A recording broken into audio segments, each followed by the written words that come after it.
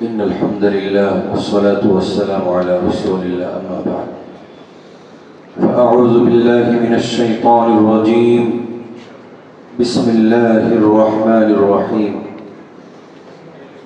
واتقوا يوما ترجعون فيه إلى الله ثم توفى كل نفس ما كسبت وهم لا يظلمون وقال رسول الله صلى الله تعالى عليه وسلم الحج المبرور ليس له جزاء إلا الجنة আলহামদুলিল্লাহ আমরা অত্যন্ত গুরুত্বপূর্ণ একটি মজলিসে আসতে পেরেছি। রব্বে কারীমের শুকর আদায় করছি আলহামদুলিল্লাহ। আমি লম্বা কথা বলবো না, দীর্ঘ সময় হযরত উলামায়ে কেরাম অত্যন্ত গুরুত্বপূর্ণ আলোচনা করেছেন। আমি একেবারেই সংক্ষিপ্ত কয়েকটা কথা বলে আলোচনা শেষ করছি। হজ ইসলামের গুরুত্বপূর্ণ বিধানাবলীর মধ্য থেকে একটি বিধান। তবে এই বিধানের মধ্যে বেশ কিছু পার্থক্য আছে। একজন মানুষ মসজিদে যাবে, নামাজে যাবে, নামাজ পড়ে চলে আসবে, যাকাত দিবে, রোজা রাখবে, কিন্তু হজ এমন একটি ইবাদত, এই ইবাদতের সাথে মানুষের অবস্থার ভেদে তারতম্য হিসাবে মানুষের হজেরও তারতম্য হয়ে থাকে। একটা মানুষ টাকা খরচ করে হজে গিয়েছিল। আমার সর্বপ্রথম যে বছর হজে গিয়েছি, অনেক বিশিষ্ট ব্যক্তিবর্গ আমাদের সাথে ছিলেন। আমার মনে পড়ে 2009 সালে একজন বিশিষ্ট ব্যক্তি, আমরা একসাথে ছিলাম। উনি রাত্রেবেলা মুজদালিফার ময়দানে আমরা যখন অবস্থান করছি, উনি ফোন করে বললেন যে আপনি এখনো মক্কায় আসেননি কেন? মক্কায় আসবো এখনো, কি বিষয়? হজের তো অনেক কিছুই বাকি আছে। এত কিছু তো করা কঠিন, যতটুকু পেরেছি এতটুকু তো বেশি, এত কিছু তো করা যায়, এত ভিড়, বাথরুমের সমস্যা, এই সমস্যা। আল্লাহ, সর্বপ্রথম একটি কথা বলতে চাই, আল্লাহ পাক যাকে কবুল করবেন, আল্লাহ পাক যাকে পছন্দ করবেন, আল্লাহ পাক যাকে নির্বাচিত করবেন, ওই মানুষটাই বাইতুল্লাহ যাবে। আর বাইতুল্লাহ যাওয়ার পরে আমাদের আবেগ এবং আমাদের অনুভূতি যে এমন হয়, এইটা হয় যে আমি এসেছি এমন একটা ভূমিতে, যেই ভূমিতে মুহাম্মদুর রাসূলুল্লাহ সাল্লাল্লাহু তাআলা আলাইহি ওয়াসাল্লাম বিচরণ করেছেন। হযরত সাহাবায়ে কেরাম, অসংখ্য নবী যেই ভূমি দিয়ে বিচরণ করেছেন, আমার মতো গুনাহগার মানুষ, আমার মতো অযোগ্য মানুষটাকে যে আল্লাহ যে বাছাই করে এই ভূমিতে এনেছেন, আল্লাহ পাকের কাছে এই অনুভূতিটা কদমে কদমে যার থাকবে, তার হজের মাসআলা মাসাইল বলতে আর অনেক কিছু শেখাইতে প্রয়োজন হবে না। যে আমি এসেছি কোন ট্যুরে নয়। আমাদের পূর্বে উলামায়ে কেরাম বলেছেন, বর্তমানে অনেকের কাছে একটা ফ্যাশন হয়েছে হজ, উমরা, কে কত ভালো থাকবে, কে কোথায় থাকবে, পারস্পরিক গর্বের আলোচনা করে। আমার বন্ধু, এই আলোচনার স্থানটা বাইতুল্লাহ নয়, গীবত শিকায়তের স্থানটি বাইতুল্লাহ নয়। আমি সর্বোচ্চ ত্যাগ, সবকিছু ত্যাগের স্থান, ত্যাগের দৃষ্টান্ত যে হজের প্রেক্ষাপটে আমরা কিতাবের মাঝে পড়েছি, ইতিহাসের মাঝে পড়েছি, কতটা ত্যাগের ইতিহাস রয়েছে হজের সাথে যুক্ত।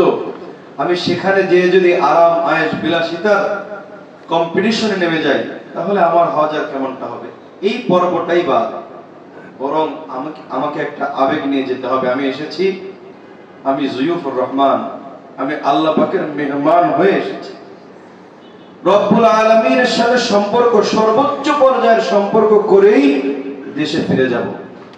যেই মানুষটা কোনো ঘরে গেল আর ওই ঘরের মালিকের সাথে সম্পর্ক না করে ঘর থেকে ফিরে এলো, ওই মানুষের থেকে হতভাগা আর কেউ হতে পারে না। আমরা রব্বুল আলামিনের ঘরের মেহমান হয়ে যাচ্ছি। রব্বুল আলামিন ডেকেছেন, সুযোগ দিয়েছেন, রব্বুল আলামিনের সাথে সম্পর্ক গভীর থেকে গভীর করেই ইনশাআল্লাহ ফিরে আসব।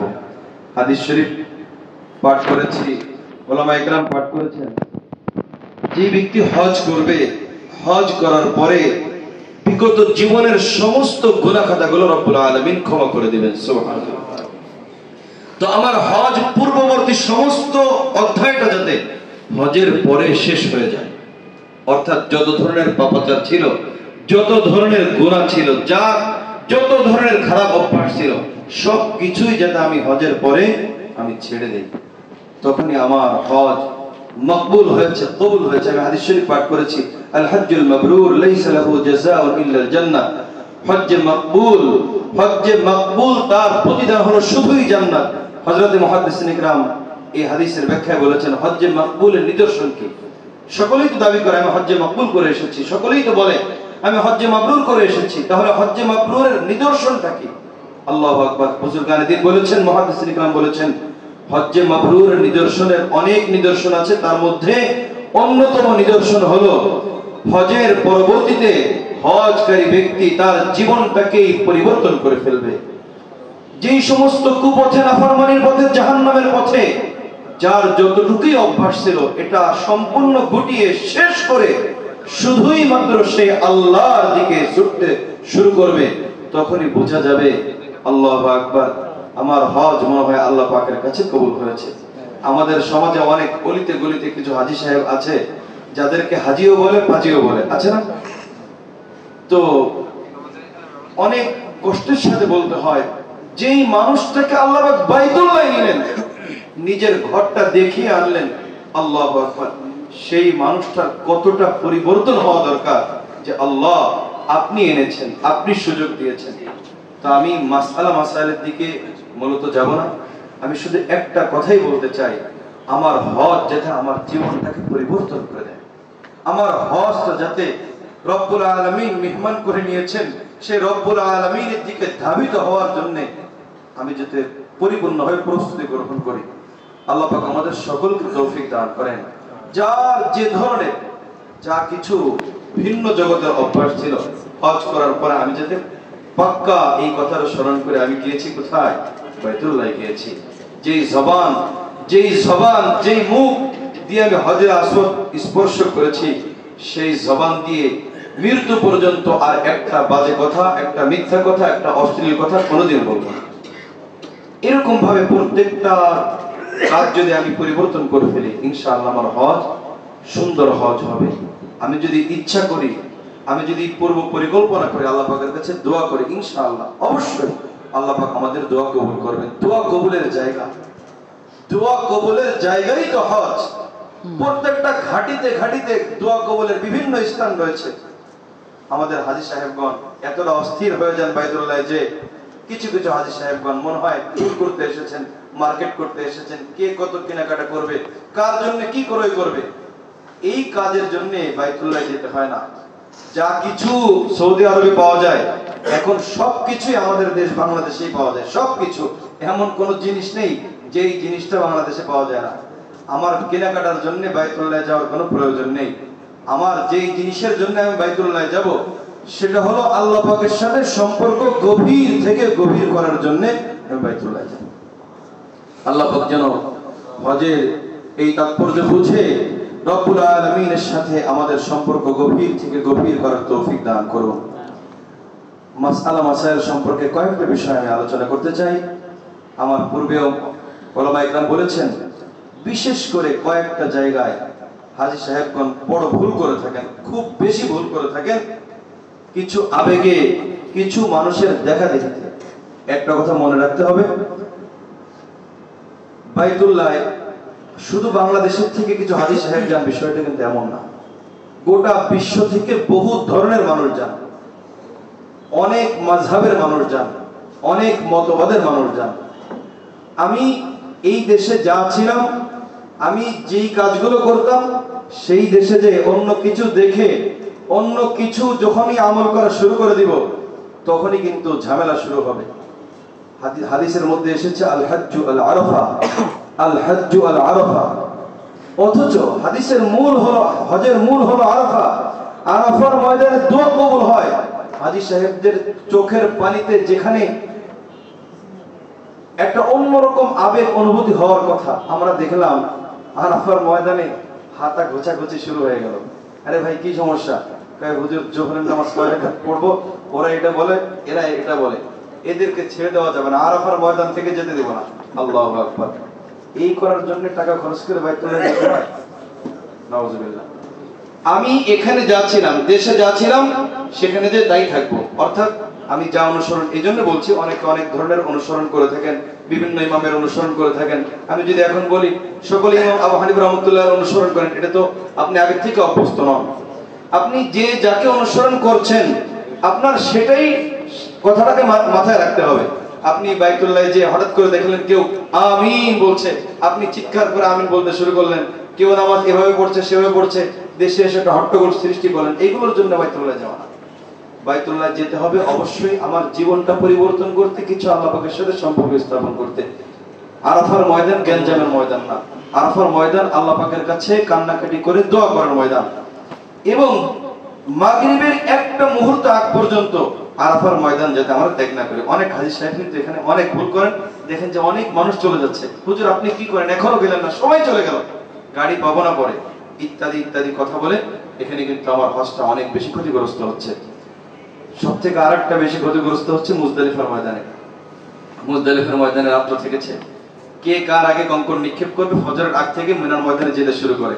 আল্লাহু আকবার। মুজদালিফায় ওকুফ তো ওয়াজিব, কিন্তু সেই সময়টা কখন, সেই সময়টা কখন অনেকেই বুঝতেও পারে না, জানেও না। সেই সময়টা হলো ফজরের নামাজের পরে যখন ইসফিরার হবে, সেই সময়টা অবশ্যই থাকতে হবে। এর আগে আপনি চলে গেলেন মিনার ময়দানে, তাহলে আপনার ওকুফটা হবে কিভাবে?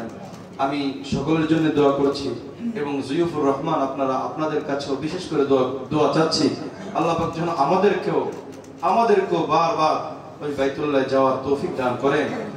বিশেষ করে রওজায়ে আতহারের পাশে এক বিশেষ আবেগ নিয়ে যেতে হবে। রওজায়ে আতহারের পাশে আমাদের পূর্বে ওলামা একরাম আলোচনা করেছেন, রওজায়ে আতহারের পাশে দাঁড়িয়ে আমি ছবি উঠানোতে ব্যস্ত। আল্লাহু আকবার। আমি ছবি রওজায়ে আতহারের পাশে যে উঠানোর প্রয়োজন নেই। রওজায়ে আতহারের পাশে আমি যাচ্ছি, আল্লাহ রাসূল সাল্লাল্লাহু তাআলা আলাইহি ওয়াসাল্লাম কোন কাজটা পছন্দ করেন, কোন কাজটা পছন্দ করেন না, এমন একটা শখ, এমন একটা নকশা আমার অন্তরে স্থাপন করে আসা উচিত। এক বিশেষ আবেগ, ভালোবাসা, মহব্বত নিয়ে আমাকে রওজায়ে আতহারের পাশে যেতে হবে। আল্লাহ পাক আমাদের সকলকে পরিপূর্ণ হজের সফরটা করার তৌফিক দান করেন, সকলকে হজ্জে মকবুল করার তৌফিক দান করেন এবং সকলকে বারবার বাইতুল্লাহ যাওয়ার তৌফিক দান করেন। ওয়া আখিরু দাওয়ানা আলহামদুলিল্লাহি রাব্বিল আলামিন ওয়া সাল্লাল্লাহু আলাইহি